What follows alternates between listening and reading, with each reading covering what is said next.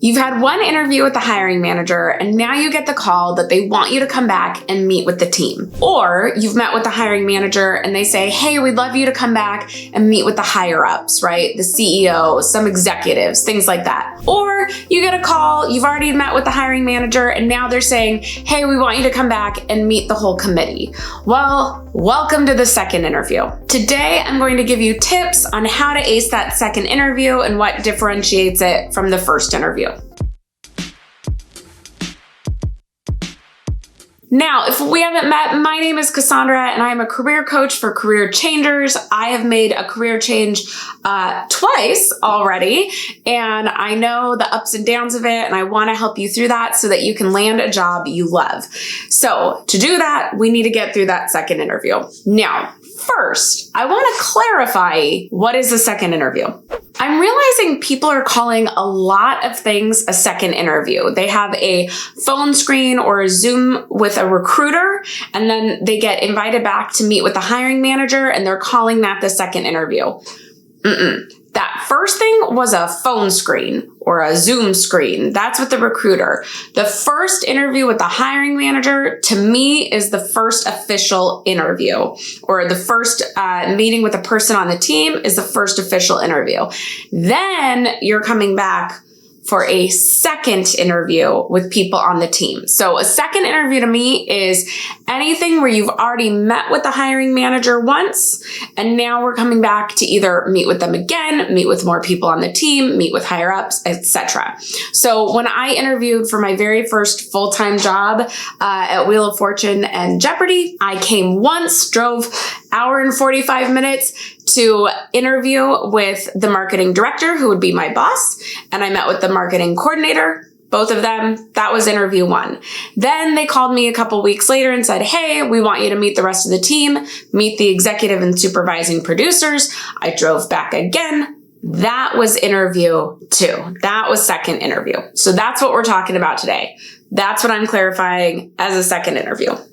So here are some tips for that second interview. Number one, we need to keep the energy up. You have to keep up your energy. I know the job search is daunting. The interview process is draining, but we have to remember, we really want this job. We need to keep that same energy up for the second interview that we had in the first interview. What do I mean by this? You need to remain enthusiastic. A huge part of second interviews is often that they're trying to see how you would fit with the team. Do you seem excited to be there because they need to see that you're excited because they want someone who's excited to be there on their team? Tip two, refresh on the company culture, mission, and vision, and why you want to be a part of that. A huge part of second interviews is seeing how you align with what the company cares about. Normally in the first interview, they've often already figured out, yeah, they can do the actual job, but are they going to fit with the team? Do they care about what we care about? And this is especially true if you're meeting with CEOs, founders, executives, VPs of departments, things like that. They really want to make sure that the person that they're bringing in, this new hire, is someone who aligns with what they care about. So refresh your info on that culture, vision, mission, so that you can infuse that in your answers to show them why you're excited to work there, why you'd be a good fit, that you care about what they care about. Number three, be ready to share more examples of experiences that connect to the job. Now, in your first interview, you may have given some behavioral answer examples, some STAR method examples of what you've done that connects to the job. If you are interviewing with different people, I think you can answer with those same examples. They haven't heard them.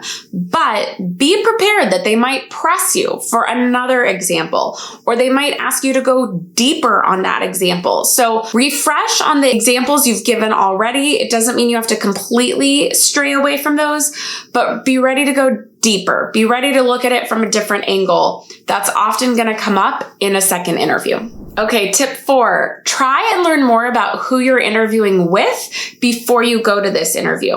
If this is an interview with the team to see how you gel, you want to be looking these people up on LinkedIn. You want to be seeing, do you have anything in common with them? And you're doing this so that in the interview, you can ask thoughtful questions, right? If you're interviewing with people who would be your coworkers, you should be asking different questions than if you're interviewing with the CEO of the company. So try and find out who you're interviewing with. I know at some companies, they will not tell you ahead, but try and figure out who you're interviewing with and start thinking about, do you have anything in common? Do you have anything you want to bring up based on that information? And then what are the thoughtful questions you can ask based off that? Again, if it's coworkers, I might ask, what would our working relationship look like?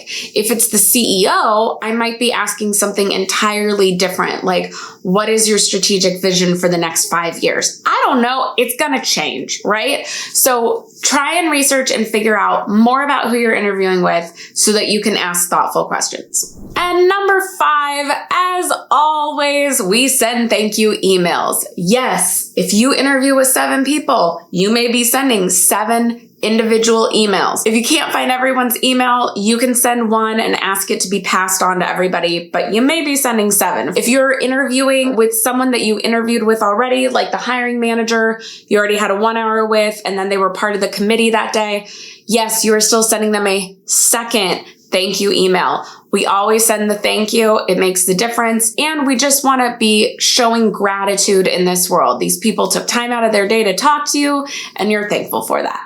Now, if you want more help on the thank you, I have a video for you right here. If you want more second interview tips, I got that right there. And I have a free interview prep checklist that you can get in the description box below to just kind of keep you in line, make sure you are ready and prepped for that next interview. That is it for today. Keep watching, and I'll see you in the next one. Bye.